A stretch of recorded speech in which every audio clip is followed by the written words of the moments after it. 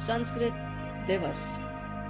भारत में प्रतिवर्ष श्रावणी पूर्णिमा के पावन अवसर को संस्कृत दिवस के रूप में मनाया जाता है। श्रावणी पूर्णिमा अर्थात रक्षाबंधन ऋषियों के स्मरण तथा पूजा और समर्पण का पर्व माना जाता है। वैदिक साहित्य में इसे श्रावणी कहा जाता है।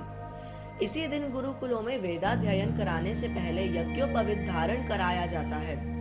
इस संस्कार को उपनयन अथवा उपाकर्म संस्कार कहते हैं। इस दिन पुराना यज्ञोपवीत भी बदला जाता है। ब्राह्मण यजमानों पर रक्षा सूत्र भी बांधते हैं। ऋषि ही संस्कृत साहित्य के आदि स्रोत हैं, इसलिए श्रावणी पूर्णिमा को ऋषि पर्व और संस्कृत दिवस के रूप में मनाया जाता है।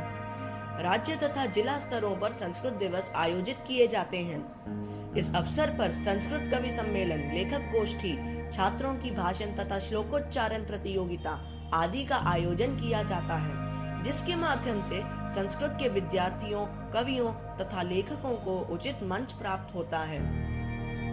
सन 1969 में भारत सरकार के शिक्षा मंत्रालय के आदेश से केंद्रीय तथा राज्य स्तर पर संस्कृत दिवस मनाने का निर्देश जारी किया गया था।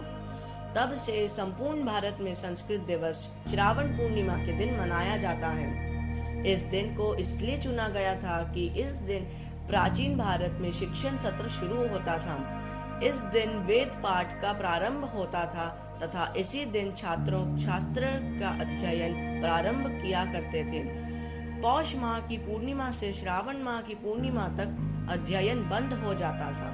प्राचीन काल में फिर से श्रावण पूर्णिमा से पौष पूर्णिमा तक अध्ययन चलता था। वर्तमान में भी गुरुकुलों में श्रावण पूर्णिमा से वेदाध्ययन प्रारंभ किया जाता है। इसलिए इसी दिन को संस्कृत दिवस के रूप में मनाया जाता है। आजकल देश में ही नहीं, विदेश में भी संस्कृत उत्सव बड़े उत्साह और के साथ मनाया जाता है।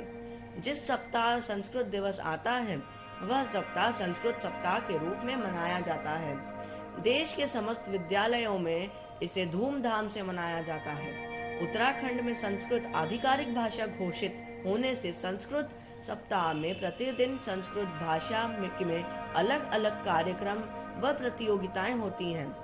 संस्कृत के छात्र छात्राओं द्वारा ग्रामों अथवा शहरों में झांकियां निकाली जाती हैं। संस्कृत दिवस एवं संस्कृत सप्ताह मनाने का मूल उद्देश्य संस्कृत भाषा का प्रचार प्रसार करना है। भाषासु मुख्या मधुरा दिव्या गीर्वाण भारती, तस्या ही काव्य मधुरा तस्मादपि सुभाषितम। भारतीय संस्कृति की परिचायक, सभी भारतीय भाषाओं की जननी, संसार भर की भाषाओं में प्राचीनतम और समृद्धतम देव भाषा, विश्व संस्कृत दिवस की हार्दिक शुभकामनाएं। धन्यवाद।